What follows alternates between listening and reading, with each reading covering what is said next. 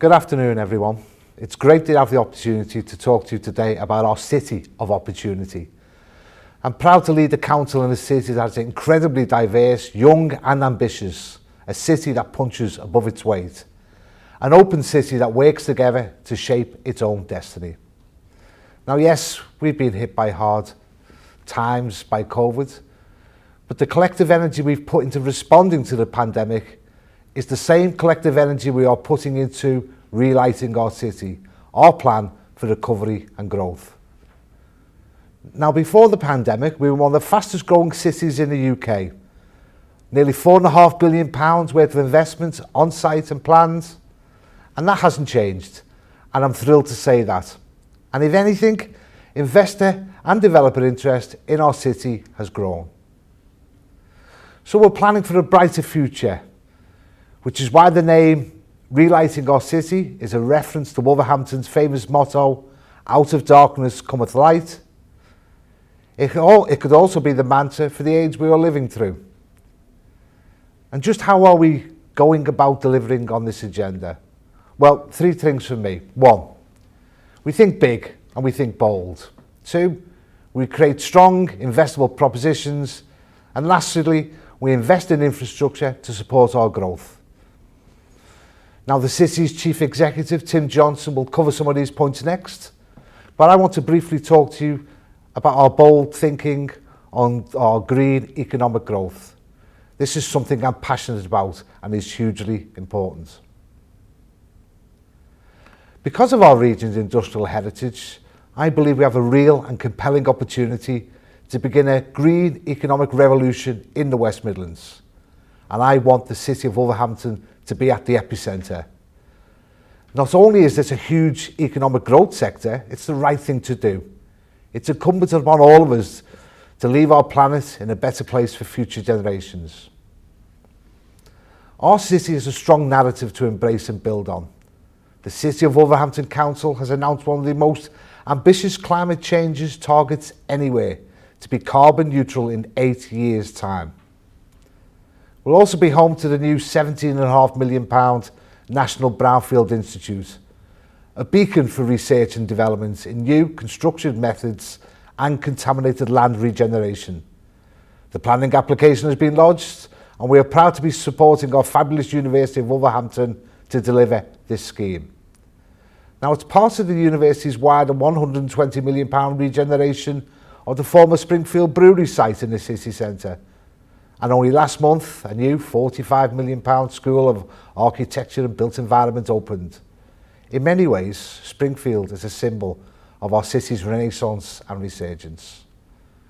On brownfield development, as a city, we will talk the talk and walk the walk. And we're keen to speak to discerning investors and developers who think the same way as us. In September, we invested in a former city centre British Steel site as part of our ambitious Canalside Quarter development for new homes. It is one of the most strategically significant brownfield regeneration schemes in the region and is already generating a lot of interest.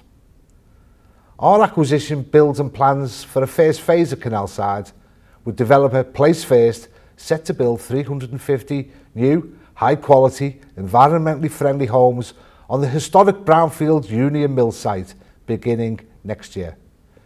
And there's much more to come. We're working with the university, other city and commercial partners to create an international centre of excellence in circular economy, part of a wider green city enterprise zone encompassing swathes of our city centre. Now, Beaumont Harbour in the north of the city is a great example of this, another highly polluted brownfield site, transforming into one of the UK's first city centre solar power farms. It will provide clean, green, life-saving energy to our fantastic NHS colleagues at New Cross Hospital. Now, we want to build on this proposition and our growing reputation as a centre for circular economy. And as I've said before, we have to be collectively bold and ambitious if we are going to deliver tangible benefits for local people, and we need to work with public and private sector partners to deliver this.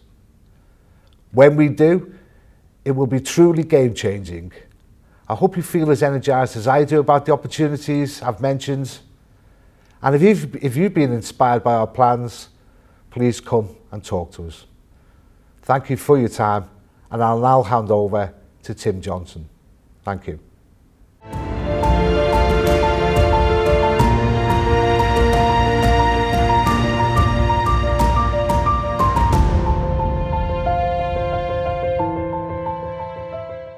Thank you, Leader.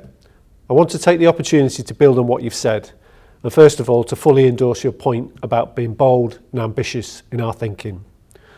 Despite the challenges we've faced, many of us would have readily admit that over the last few months we've been tested to the max, but we have an important role, a massive role to play in delivering recovery, renewal and growth.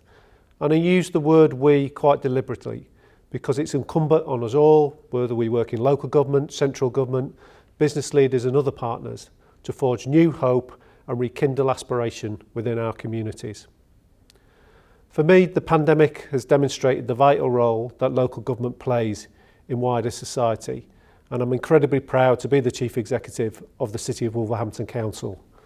My team have worked tirelessly to help residents and businesses cope with COVID, and at the same time, as the leaders just said, we've pushed ourselves to prepare for recovery and relight.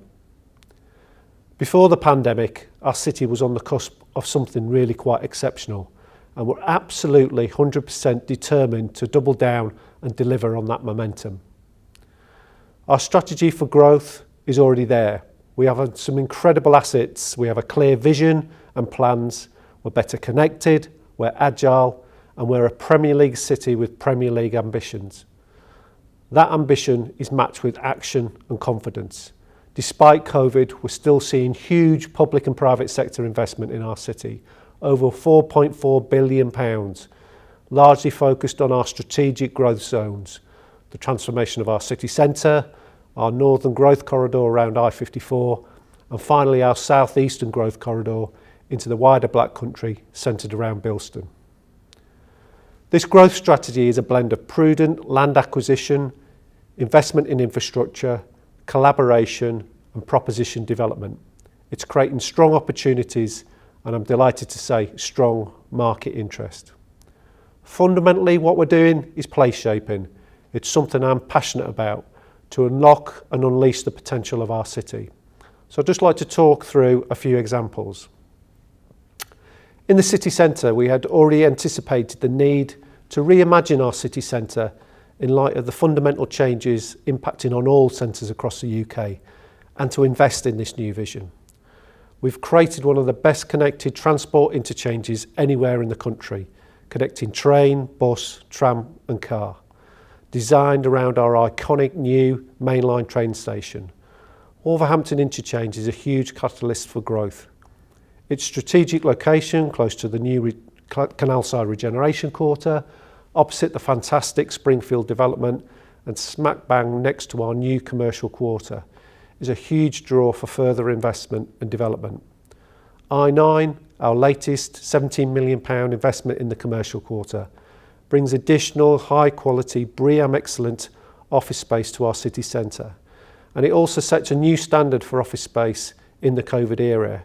Again, we've got significant end occupier and investor interest, and I'm confident with some mature flexibility in our letting approach, it will be fully let by the time it's completed in the summer of next year. And it's another example of our council investing in that wider vision. There's huge market opportunity for new homes and city centre living.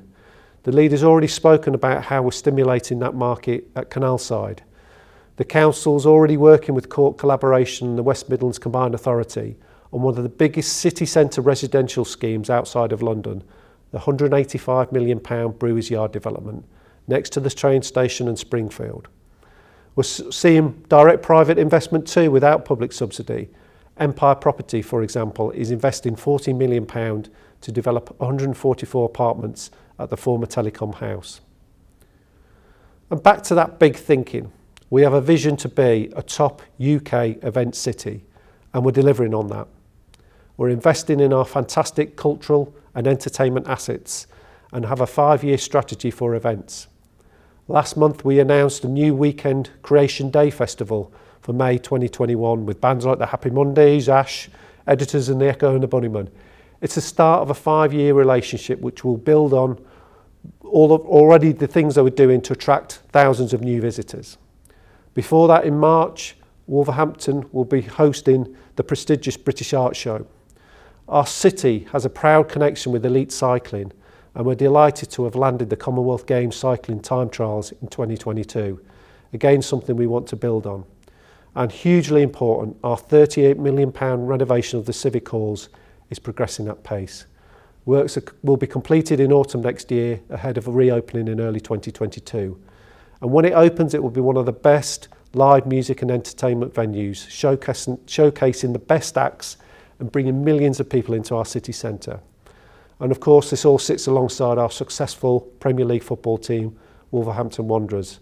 And we all yearn for the days when tens of thousands of fans can once again flock to Molineux. So you can see we're building a more vibrant city with an exciting, refreshed visitor offer, which will act as a driver for further growth and investment. A few final points from me on infrastructure investment, both physical and digital.